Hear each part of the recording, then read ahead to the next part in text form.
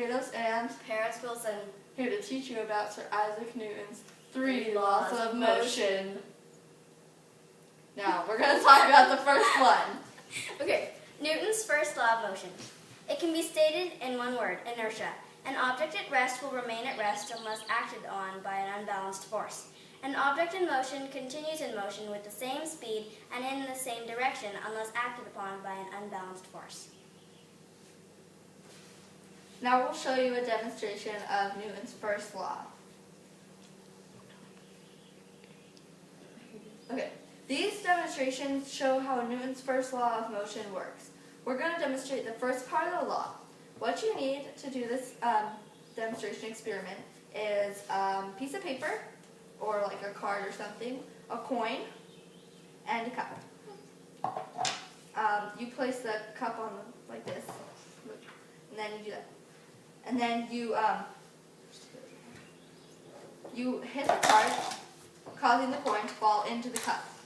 This shows how when you hit the card, instead of having the coin go with it, because of the law states all objects want to stay at rest unless acted upon by a force, it stays in place, and the force that pulls it down into the cup is gravity, like so. And that demonstrates how an object at rest will remain at rest until acted upon by an unbalanced force. So the next demonstration is the same one, so first law. The second materialist is for the second part of the law that says an object in motion continues in motion with the same speed and in the same direction unless acted upon by an unbalanced force. So Olivia here has a basketball. You can use any ball, marble, whatever. We'll just use your arm. And a little block. Yes. Okay. No, just use your arm to stop it. So, this law demonstrates that all objects in motion will continue in motion with the same speed unless acted upon by an unbalanced force. Like in space, so without gravity. So if we were in space, I poke this ball, it would just go with the same speed forever until something and ever. hit it. But we have gravity and air resistance, so it's all different on Earth. So she rolls the ball. The motion, and then unbalanced force. Just stop it. Force. Stops it. So that's the first law. We'll move on to the second one. Okay. Newton's second law of motion. It can be stated in an equation, F equals ma. This means that force, F, equals mass, m, times acceleration, a. So the more force, the more acceleration needed to push it. This demonstration displays Newton's second law of motion in action. When you drop the paper in the...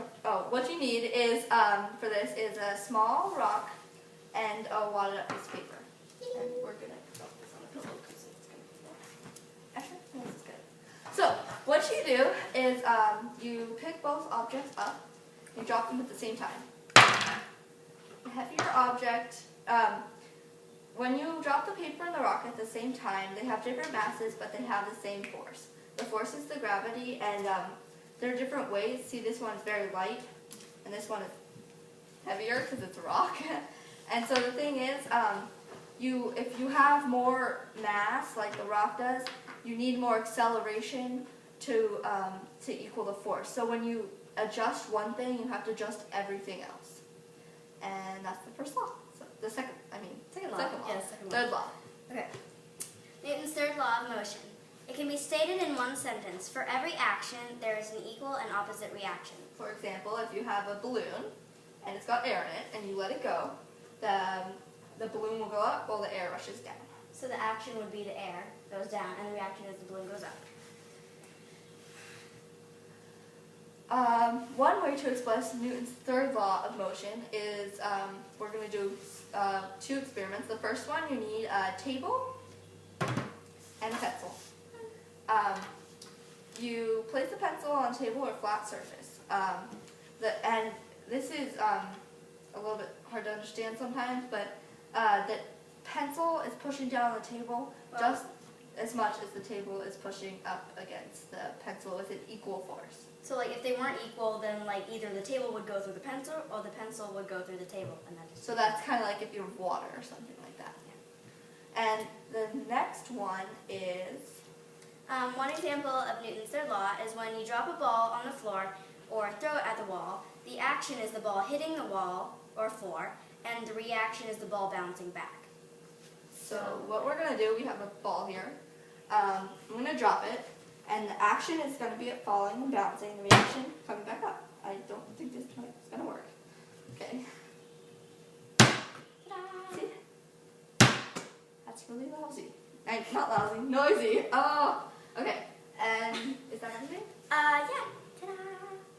Okay, that concludes our presentation.